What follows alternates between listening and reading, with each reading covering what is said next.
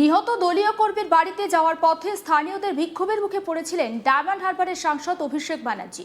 ডিম থেরাপির শিকার হয়ে সাদা জামা পুরো কাঁচা ডিমের হলুদ কুসুমে ভিজে একেবারে একাকার হয়েছিল তার।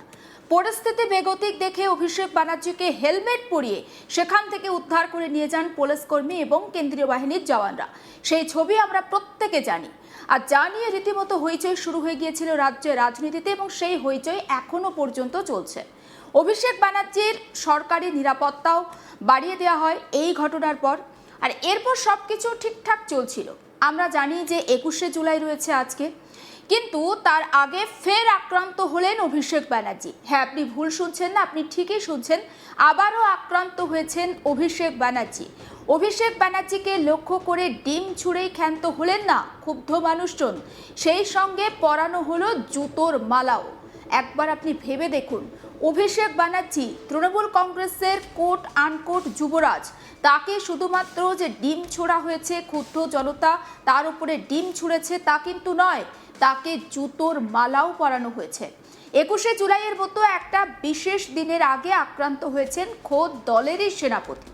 একেবারে সাদা জামা আবারও পুরো ডিমের কুসুমে হলুদ হয়ে গিয়েছে, আর সেই সঙ্গে আবার বাড়তি সংযোজন জুতোর মালা। আপনি কি জানেন যে চাঞ্চল্যকর এই ঘটনাটি কোথায় ঘটেছে?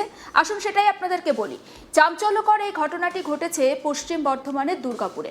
সম্প্রতি অভিষেক ব্যানার্জি 2031-এ ক্ষমতায় ফিরলে একটাও বিজেপির পার্টি অফিস আস্ত থাকবে না, সেটা শনিবার অর্থাৎ 18 তারিখ কালীঘাটে মমতা ব্যানার্জির বাড়ির সামনে দাঁড়িয়ে সাংবাদিকদের মুখোমুখি হয়ে একদম স্পষ্ট জানিয়েছিল। আর সেই বক্তব্যের পরই ক্ষুব্ধ হয়েছেন বহু মানুষ, আর তারই ফলস্বরূপ এই হামলা বলে জানা গিয়েছে। তবে এবারে আর অভিষেক ব্যানার্জি কিন্তু শারীরিকভাবে আক্রান্ত হননি। হ্যাঁ, ঠিকই বলছি, কারণ তার ছবিতে ডিম ছুঁড়েছেন ক্ষুব্ধ মানুষ, পরানো হয়েছে তার ছবিতে জুতোর মালা। সেই ছবিও আমরা আপনাদেরকে দেখাচ্ছি। জুতোর মালা পরানো হয়েছে অভিষেক ব্যানার্জির কাট আউটে, ছবি দেখতে পাচ্ছেন। তৃণমূল কংগ্রেসের সর্বভারতীয় সাধারণ সম্পাদক অভিষেক ব্যানার্জির সাম্প্রতিক মন্তব্যের প্রতিবাদে দুর্গাপুরে বিক্ষোভ দেখানো হয়েছে বিজেপির তরফে। সোমবার 20শে জুলাই দুর্গাপুর গভর্নমেন্ট কলেজের সামনে স্থানীয় বিজেপি কর্মী সমর্থকদের উদ্যোগে এই বিক্ষোভ কর্মসূচি অনুষ্ঠিত হয়। বিক্ষোভ চলাকালীন অভিষেক ব্যানার্জির ছবিতে জুতোর মালা পরানো হয়, ডিম ছোড়া হয়।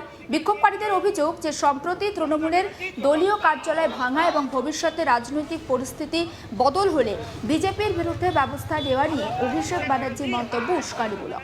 তাদের দাবি এই ধরনের মন্তব্য রাজনৈতিক উত্তেজনা বাড়াতে পারে এবং গণতান্ত্রিক পরিবেশের পরিপন্থী। বিক্ষোভে উপস্থিত ছিলেন বিজেপির ওবিসি মোর্চার জেলা সভাপতি স্বাধীন রায়। তিনি অভিষেক বন্দ্যোপাধ্যায়ের বিরুদ্ধে উস্কানিমূলক মন্তব্যের অভিযোগ তুলে তার গ্রেপ্তারের দাবি জানান। এই একই দাবি করেন দুর্গাপুর পশ্চিমের বিজেপি বিধায়ক লক্ষণচন্দ্র ঘড়ুই।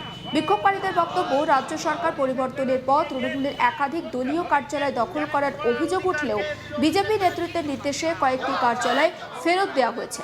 তাদের দাবি, তৃণমূল কর্মীদের ওপর হামলার যে অভিযোগ করা হয়েছে তা ঠিক নয়। রাজনৈতিক পরিস্থিতির কারণে অনেক তৃণমূল কর্মী নিজেরাই এলাকা ছেড়ে গিয়েছে বলে দাবি বিজেপি। বিক্ষোভে বক্তব্য রাখতে গিয়ে বিজেপি নেতা স্বাধীন রায় বলেন, অভিষেক বন্দ্যোপাধ্যায় বাইরে না এসে তৃণমূলের দলীয় কার্যালয় ভেঙে দেওয়া এবং কর্মীদের ওপর হামলার অভিযোগ করেছেন।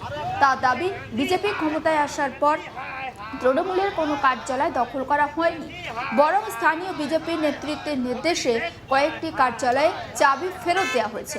একবার শোনাই আপনাদের বিজেপি নেতা স্বাধীন রায়ের বক্তব্য। অভিষেক ব্যানার্জির যে অবৈধ জমির ওপরে যে অফিস, সেই অফিস সরকারের নির্দেশ মতো ভাঙা হয়েছে। তারপরে অভিষেক ব্যানার্জি একটি কথা বলেছে যে 31শে বিজেপি তৃণমূল ক্ষমতায় এলে আমরা বিজেপির একটা কার্যালয় রাখবো না, বিজেপির কর্মীদেরকে মারবো। মমতা ব্যানার্জি 2025-26 ভোটের আগে একটা সম্প্রদায়কে উস্কানি দিয়েছিল। সেই উস্কানিতে বলেছিল যে আমরা যদি এই সম্প্রদায়টাকে ছেড়ে দিই তাহলে হিন্দুদের 12টা বেজে যাবে। তো অভিষেক ব্যানার্জি ক্ষমতা থেকে যাবার পরেও তার এই ধরনের আচরণ, আর আমাদের নয়নের মণি মাননীয় শুভেন্দুদা, আমাদের পশ্চিমবাংলার জননেতা শুভেন্দুদার প্রশাসনকে ও চ্যালেঞ্জ করার অধিকারও কোথা থেকে পেল, আমরা এটা জানতে চাইছি। আজকে এই তারই প্রতিবাদে আমরা বিজেপির কর্মীরা আজকে উনার ড্রিম থেরাপি চললো অভিষেক ব্যানার্জির ওপরে। উনাকে সামনে পাইনি, তাই উনার ছবির প্রতিকৃতিতে আমরা ড্রিম থেরাপি দিলাম, জুতোর মালা পরালাম মুখে সমস্ত বিজেপির কর্মীরা মিলে উনার এই বক্তব্যের জন্য। আজ পর্যন্ত আমরা চার তারিখে ক্ষমতায় আসার পর থেকে একটা তৃণমূলের অফিস আমরা দখল করিনি। আমাদের মাননীয় অভিভাবক পূর্ব বিধানসভা চন্দ্রশেখর তার নির্দেশ মতো যতগুলো 23 নম্বরে দেবু সাই, 25 নম্বরে দীপুল আহা, 26 নম্বরে দীপেন মাঝির অফিস আমি ফেরত দিয়ে এসেছি চাবি খুলে, আমাদের এমএলএ মাননীয় দাদা বিধায়কের নির্দেশ মতো।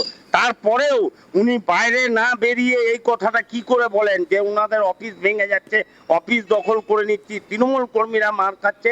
তৃণমূল কর্মীদের একটাকেও মারা হয়নি, ওরা নিজেরা ভয়ে ঘর ছেড়েছে।